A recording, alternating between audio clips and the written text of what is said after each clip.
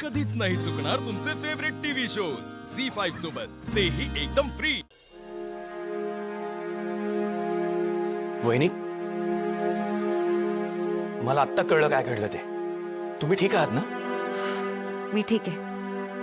आताच आदित्यचं पोलिसांशी बोलणं झालं। ते म्हणाले की कुठली तरी एक मुलगी इन्व्हॉल्व्ड होती म्हणून। मुलगी?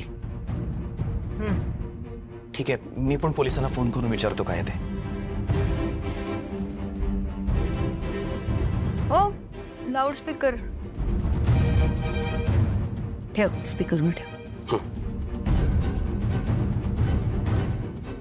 इन्स्पेक्टर साहेब, मोहन किर्लोस्कर बोलतोय। त्या मुलीबद्दल काही कळलं का? सॉरी, आम्ही तिथे पोचणारी त्या मुलीने आत्महत्या केली होती। काय? आम्ही त्या मुलीच्या घराची झडती घेतली तेव्हा आम्हाला तिथे काही फोटोज सापडले, ज्यात पूर्ण किर्लोस्कर कुटुंबाच्या फोटोजवर रेघोट्या ओढल्या होत्या।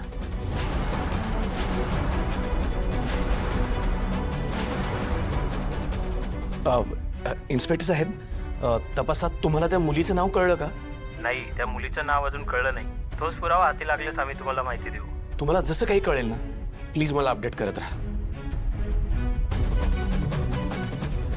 मी कमिशनर साहेबांना फोन करतो। मी केलाय फोन त्यांना। एक मिनिट। हे बघा, तुम्ही सगळेजण इतके पॅनिक होऊ नका। हे सगळं घडलंय हे अतिशय सिरियस आहे, मला मान्य आहे। पण आपण सगळेजण एक गोष्ट विसरतोय की प्रीतम आणि प्रियाच्या नावावरचं नवीन व्हेंचर आपण आत्ता सुरू करतोय। मला असं वाटतं सध्या त्याच्यावर फोकस करावं। मोहन, मी आदित्यला सिक्युरिटी वाढवायला सांगितली होती, त्याचं काय झालं बघ जरा। हो, ओ, ती मुलगी नक्की मेली ना? नाहीतर अहिल्या वहिनींच्या नादात आपल्या सगळ्यांना पण ठार मारायची।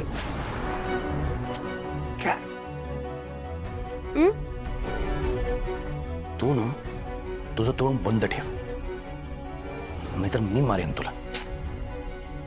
जरा काळ वेळ बघून बोलत जा ना।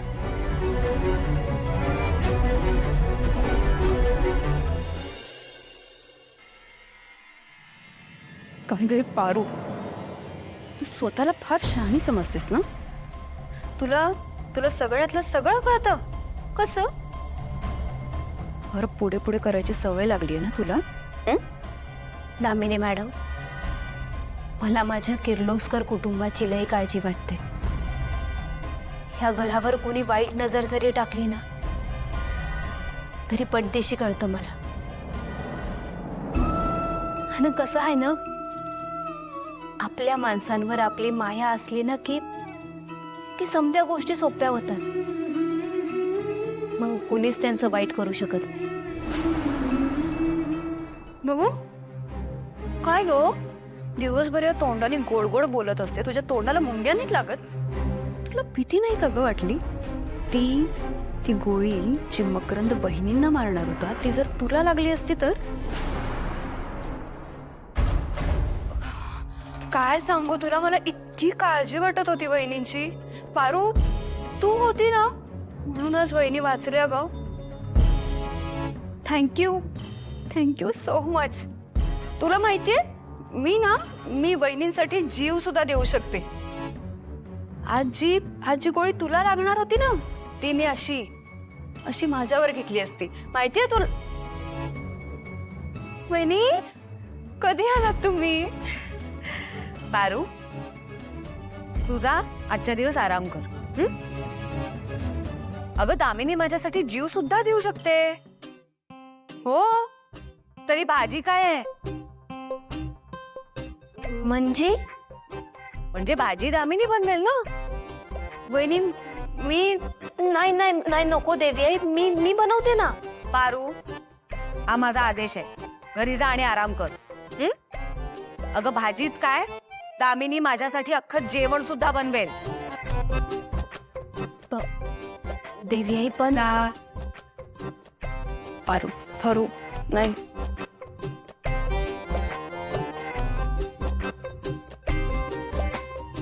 दामिनी, छान बनव हा जेवण.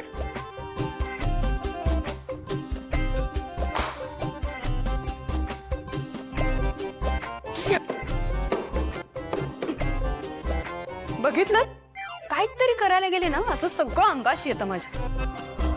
वैजू, तुला माहितीये का तायड्यानं केवढी मोठी टॅलेंट केली. तायड्यावर ना अशी ते बघ तायड्या आली. अरे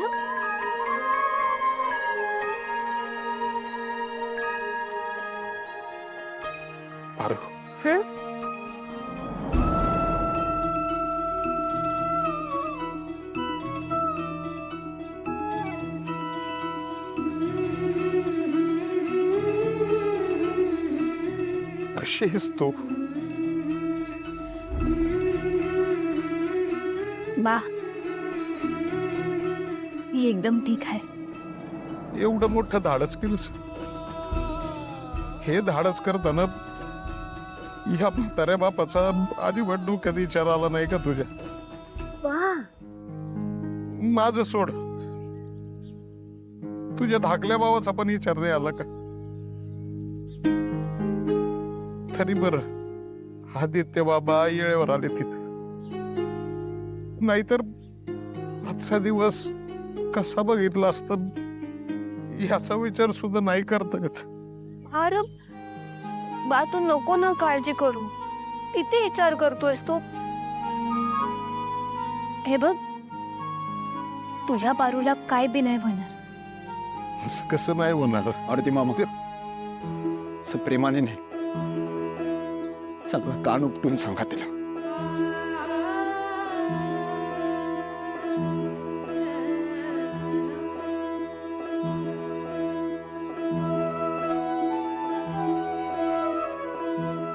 इतकी मोठी रिस्क घेताना भीती नाही वाटली तुला?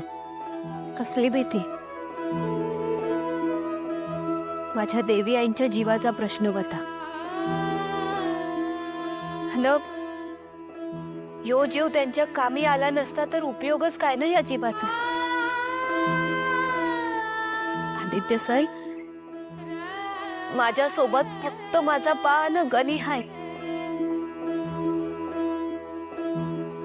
पण देवी आईंसोबत किर्लोस्कर कंपनीचे हजारो कर्मचारी आहेत.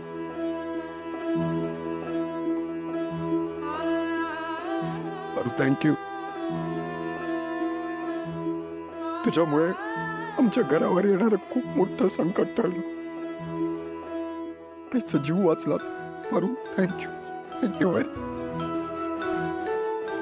आदित्य बाबा, असे हात नका ना जोडू. अहो, तुम्ही मालक आहात, आम्ही नोकर आहोत. आमच्या समोर असं हात जोडणं बरं दिसतं का? मामा, तुमच्या कुटुंबाने काय नाही केलं आमच्यासाठी. झी 5 ॲप डाउनलोड करा आणि पहा सर्व एपिसोड्स एकदम फ्री.